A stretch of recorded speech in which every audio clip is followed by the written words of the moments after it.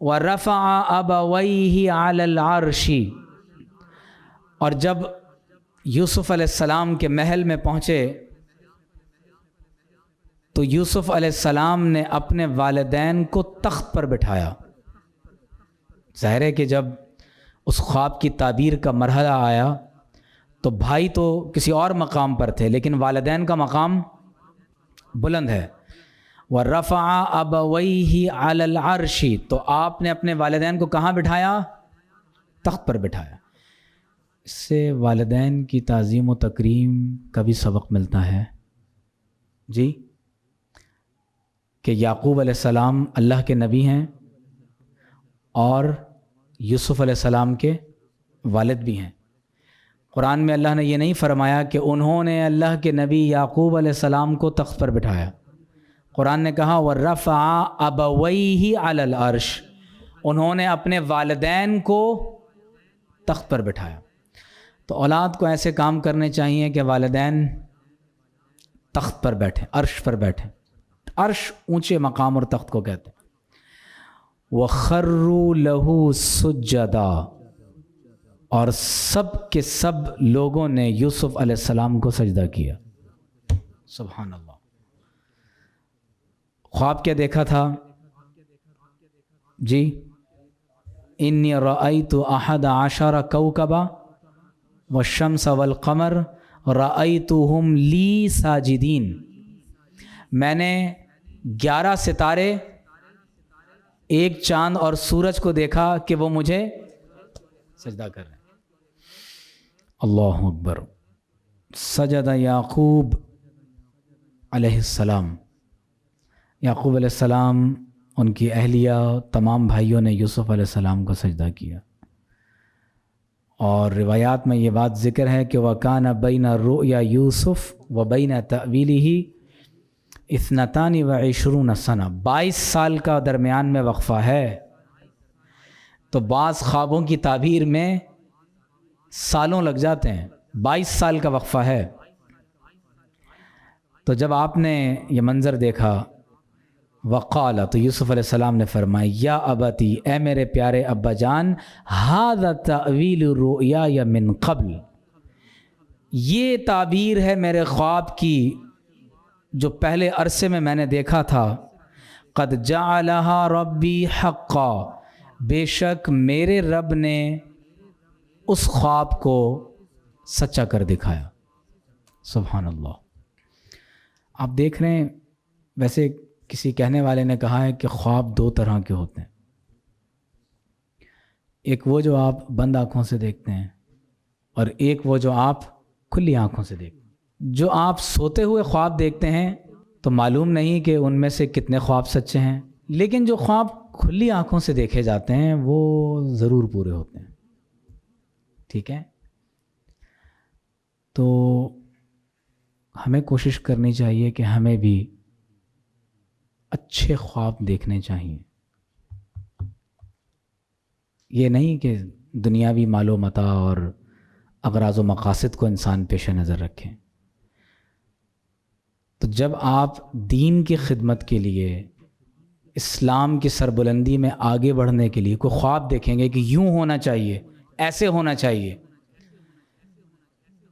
تو believe me, اللہ تبارک و تعالی آپ کی نیت اور خلوص جو کہ اللہ کی عطا ہوتی ہے، اللہ تعالی آپ کی زندگی میں اس خواب کو پورا فرما دے گا، بشرطے کہ انسان کی نیت میں اخلاص ہو۔ وَخَرُّوا لَهُ سُجَّدًا، تو قرآن میں 2 انبیاء ایسے ہیں جن کو سجدہ تعظیمی کرنے کا ذکر قرآن میں موجود ہے۔ حضرت آدم علیہ السلام کے بارے میں فرمایا فَسَجَدَ الْمَلَائِكَةُ كُلُّهُمْ أَجْمَعُونَ، کہ تمام فرشتوں نے با جماعت ہو کر آدم علیہ السلام کو سجدہ کیا۔ وَأَجْمَعَ الْمُفَسِّرُونَ أَنَّ ذَلِكَ السُّجُودَ عَلَى أَيِّ وَجْهٍ كَانَ فَإِنَّمَا كَانَ تَحِيَّةً لَا عِبَادَةً، تمام مفسرین کا اجماع ہے کہ یہ سجدہ جو یوسف علیہ السلام کو کیا گیا یہ تعظیم کا تھا، عبادت کا سجدہ۔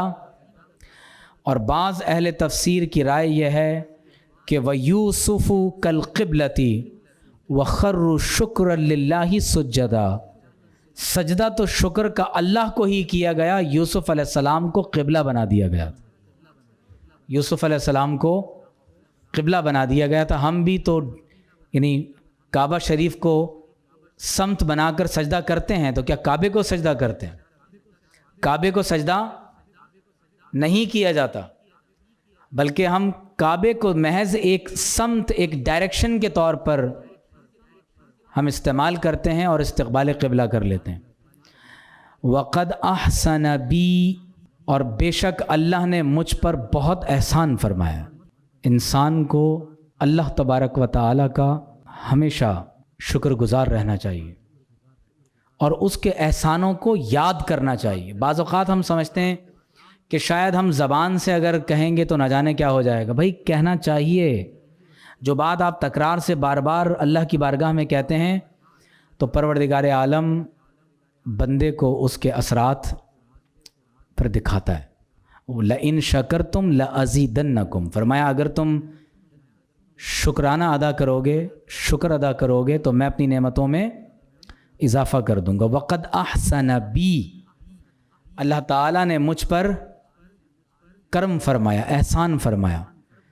اذ اخرجنی من السجن، جب اس نے مجھے قید خانے سے نکالا۔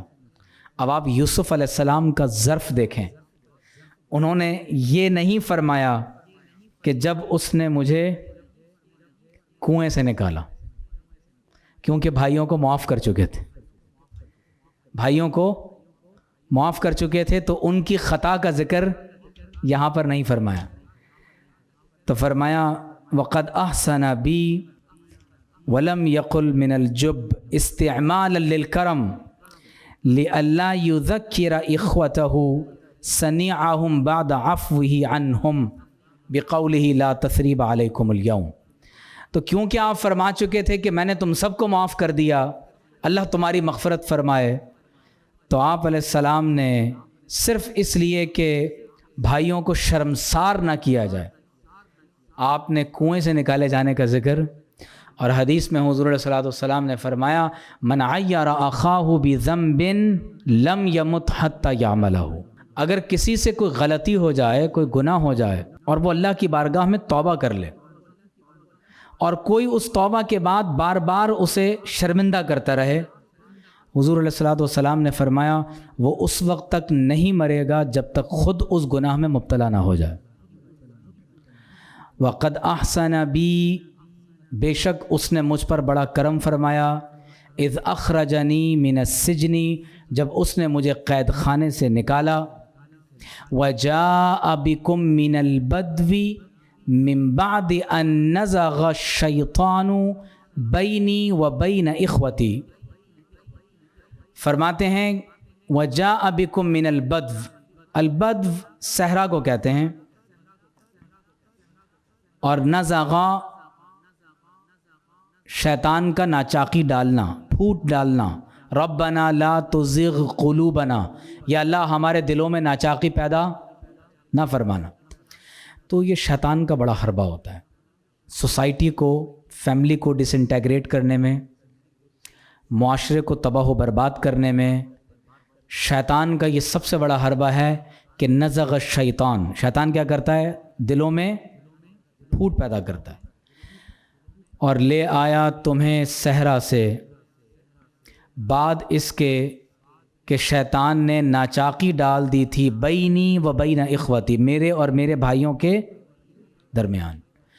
ان ربی لطیف لما یشاء، بے شک میرا رب بڑا لطف و کرم فرمانے والا ہے جس کے لیے چاہتا ہے۔ انہ هو العلیم الحکیم، بے شک وہ سب سے زیادہ جاننے والا اور سب سے بڑا حکیم اور دانا ہے۔ اور آپ دیکھیں کہ یہاں اپنے بھائیوں کا پھر لحاظ کیا کہ میرے اور بھائیوں کے درمیان جو ناچاقی پیدا ہوئی اس کا سبب شیطان بنا۔ اللطیف هو البر بعبادہ، یا لطیف، یا لطیف کہیں بھائی، یا لطیف، یا لطیف، یا لطیف، تو اس کو اپنا ورد بنا لیں۔ لطیف وہ ہستی ہے هو البر بعبادہ، جو اپنے بندوں کے ساتھ خود احسان فرماتا ہے، لطف فرماتا ہے۔ الذی یلطف بہم من حیث لا یعلمون، اور ایسا لطف فرماتا ہے کہ بندوں کو معلوم بھی نہیں ہوتا کہ یہ رحمت کہاں سے متوجہ ہوئی۔ انسان کو اندازہ ہی نہیں ہوتا، بگڑے ہوئے کام سنورتے چلے جاتے ہیں۔ وَيُسَبِّبُ لَهُم مَّصَالِحَهُم مِّنْ حَيْثُ لَا يَحْتَسِبُونَ، اور اللہ تعالیٰ بگڑے ہوئے کام ایسے سنوار دیتا ہے جہاں سے ان کا گمان بھی نہیں ہوتا۔ اللہ لطیف بعبادہ یرزق من یشاء، قرآن میں ہے اللہ تعالیٰ اپنے بندوں کے ساتھ لطیف ہے، وہ جسے چاہتا ہے اپنا رزق عطا فرماتا ہے۔ اور لطیف العالم بدقائق الامور، جو لطیف سے لطیف، باریک سے باریک بات کو بھی جانتا ہے، وہ لطیف ہے۔ تو ان ربی لطیف لما یشاء، اور بے شک میرا رب لطف و کرم فرمانے والا ہے جس کے لیے وہ چاہتا ہے۔ انہ هو العلیم الحکیم، ربی اے میرے رب، قد آتیتنی من الملک، اب یوسف علیہ السلام اللہ سے شکریہ کے کلمات ادا کر رہے ہیں۔ اللہ اکبر، ربی اے میرے رب، قد آتیتنی من الملک، تو نے مجھے یہ مصر کی ساری بادشاہت عطا کر۔ بادشاہ مسلمان ہو گیا، بادشاہ کا انتقال ہوا تو سارا ملک کس کے پاس آیا؟ یوسف علیہ السلام کے پاس۔ اب دعا فرما رہے ہیں، اور اس دعا کو بھی ہمیں اپنا ورد بنا لینا چاہیے، بہت خوبصورت دعا ہے۔ اے میرے رب، تو نے مجھے یہ ملک عطا فرما دیا۔ قل اللہم مالک الملک تؤتی الملک من تشاء وتنزع الملک ممن تشاء وتعز من تشاء وتذل من تشاء۔ اللہ تعالیٰ کے ملک میں اس کے ارادے کے بغیر کوئی حکومت، اللہ تعالیٰ نے نمرود کے بارے میں بھی فرمایا ان آتاہ اللہ الملک، نمرود کو حکومت بھی اللہ نے عطا فرمائی تھی۔ اب اس ارادے میں کیا حکمت پوشیدہ ہے، اللہ و رسولہ عالم۔ تو کبھی بندوں کے اعمال فرعون کی صورت میں بھی مجسم ہو جاتے ہیں، اور کبھی اللہ تعالیٰ بندوں کی بدعمالیوں کے سبب ظالم حکمرانوں کو مسلط فرما دیتا ہے۔ قد آتیتنی من الملک، تو نے مجھے یہ ملک عطا فرمایا۔ وعلمتنی من تأویل الاحادیث، اور تو نے مجھے باتوں کے انجام کا علم عطا فرمایا۔ قرآن نے اس علم کا ذکر کئی بار اس صورت میں فرمایا ہے۔ ایک مراد ہے خواب کی تعبیرات کا علم، اور ایک علم یہ ہے کہ کسی بات کا، کسی عمل کا انجام کیا ہوگا، فور سائٹڈنس۔ یہ اللہ کی دین ہوتی ہے کہ آپ کسی کی گفتگو سنیں اور نتیجہ نکال لیں، آپ کسی کا عمل دیکھیں اور نتیجہ اخذ کر لیں۔ تو ہر انسان میں دور اندیشی نہیں ہوتی۔ کچھ بندوں کو اللہ تعالیٰ یہ تأویل الاحادیث کا علم عطا فرماتا ہے۔ یہ قرآن نے باقاعدہ اس کو بطور علم بیان کیا ہے کہ کسی بات کا، کسی کام کا انجام کیا ہوگا۔ تو یہ علم یوسف علیہ السلام کو عطا ہوا۔ فاطر السماوات والارض، اے آسمانوں اور زمینوں کے بنانے والے، ایک خالق ہے اور ایک فاطر ہے۔ خالق وہ ہے جس نے تخلیق کیا، پیدا کیا۔ فاطر وہ ہے جس نے نتھنگ میں سے سم تھنگ کو وجود بخشا، عدم سے وجود بخشا۔ بغیر مٹیریل کے اس پاک ہستی نے کائنات کے ذرے ذرے کو تخلیق فرما دیا۔ جب ہم یہ میز کرسی بناتے ہیں تو پہلے سے مٹیریل موجود ہے، ہم فاطر نہیں ہیں۔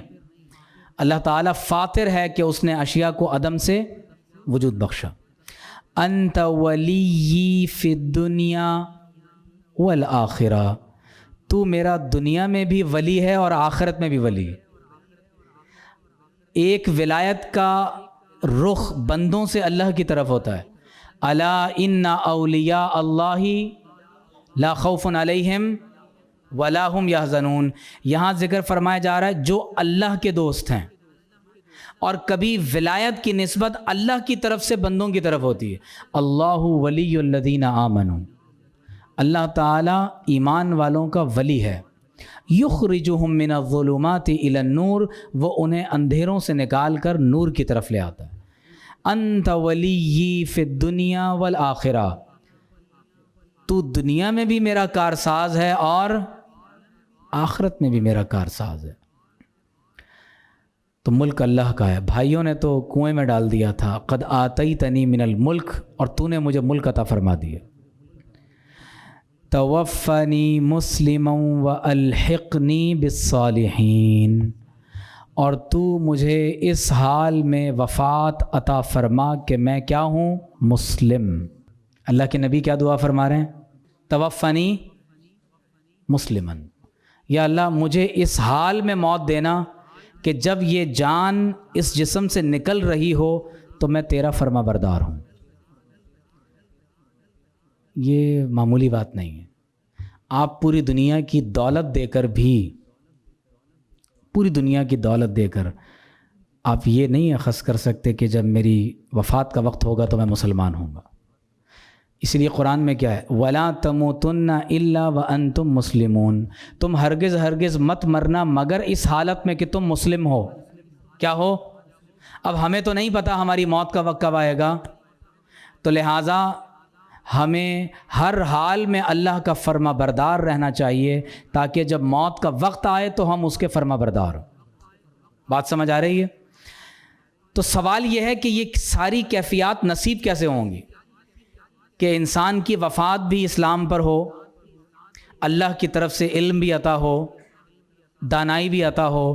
وَأَلْحِقْنِي بِالصَّالِحِينَ، اور مجھے صالحین کے ساتھ الحاق عطا فرما دے. یہ امپورٹنٹ بات کہ میری وفات اس حال میں ہو کہ میں مسلم ہوں. لیکن یہ کیفیت انسان کو نصیب کیسے ہوگی کہ وفات اس حال میں ہو کہ وہ اللہ کا فرما بردار ہو؟ الحاق بالصالحین. قرآن میں دو باتوں کا حکم ہے، وَكُونُوا مع الصادقین، سچوں کے ساتھ ہو جاؤ. الکون مع الصادقین، سچوں کے ساتھ ہونا. الکون میں اور معیت میں یہ ضروری نہیں ہے کہ آپ ہر وقت ان کے ساتھ ہوں. کبھی مجلس ہے اور کبھی مجلس برخاست ہو جاتی ہے. لیکن جو الحاق ہے یہ محض کسی مجالست کے ساتھ نہیں ہے، یہ زمان و مکان کے ساتھ مقید نہیں ہے، بلکہ الحاق بالصالحین آپ دنیا کے کسی بھی خطے میں ہوں، زندگی کے کسی بھی حصے میں ہوں، جب انسان قلبی طور پر، نظریاتی طور پر، عقائد کے اعتبار سے اللہ کے نیک بندوں کے ساتھ ایفیلیشن کر لیتا ہے، یہ ایفیلیشن اس بات کی دلیل ہے کہ انسان کا انتقال حالت اسلام میں ہوگا انشاءاللہ. تو توفنی مسلمن اور الحاق بالصالحین، اولیاء کے ساتھ ہو جانا، اولیاء کے ساتھ ایفیلیشن کر لینا. ہم داخلہ لے لیتے ہیں نا کسی کالج میں، کہتے ہیں بھئی ایفیلیٹڈ ہے یہ کالج. کیا ہے؟ ایفیلیٹ، ڈگری ملتی ہے جی، ڈگری ایوارڈنگ اتھارٹی ہے یہ. تو الحاق بالصالحین اصطلاح یاد رکھیے گا، الحاق بالصالحین اور الکون مع الصادقین. اللہ تعالی ہمیں اپنے نیک بندوں کے ساتھ الحاق عطا فرما دے. اب الحاق بالصالحین ان کے ساتھ بھی ہو سکتا ہے جو دنیا سے جا چکے ہیں. آپ بات سمجھ رہے ہیں؟ اگر آپ کے دل میں حضرت شیخ عبد القادر جیلانی کی محبت ہے تو اگرچہ آپ نے ان کا زمانہ نہیں پایا لیکن الحاق بالصالحین ہو گیا. آپ بات سمجھ رہے ہیں؟ صحابہ کرام، اہل بیت، یہ مقدس ترین ہستیاں، تو ان کے ساتھ محبت آپ کو ان کا الحاق عطا کر دیتا ہے. اب اللہ تعالیٰ فرماتا ہے ذالک من انباء الغیب، یا رسول اللہ صلی اللہ علیہ وسلم یہ تو سب غیب کی خبریں ہیں، نوحیہ الیک، جو ہم آپ کی طرف وحی فرما رہے ہیں. چلیں جی یہ قضیہ بھی حل ہو گیا کہ نبی کے پاس علم غیب ہوتا ہے یا نہیں ہوتا. اللہ فرما رہا ہے یہ سب غیب کا قصہ ہے، سورت مکی ہے اور آپ علیہ الصلاۃ والسلام کو یہ ساری باتیں جو بیان کی جا رہی ہیں، قرآن کہتا ہے وَمَا كُنْتَ لَدَيْهِمْ إِذْ أَجْمَعُوا أَمْرَهُمْ وَهُمْ يَمْكُرُونَ، تو جس وقت ان تمام تر بھائیوں نے یوسف علیہ السلام کو نقصان پہنچانے کے لیے اتفاق کر لیا، اس حال میں کہ وہ اپنی منصوبہ بندی کر رہے تھے، تو آپ علیہ الصلاۃ والسلام تو ان کے پاس موجود نہیں تھے، اس کے باوجود اس پورے واقعے کو بیان کرنا یہ اس بات کی دلیل ہے کہ یہ خبر غیب کی ہے، اور غیب کا یہ علم آپ کو اللہ کی جناب سے، اور آپ اللہ کے رسول صلی اللہ علیہ وسلم، تو یہ حضور علیہ الصلاۃ والسلام کی نبوت اور رسالت کی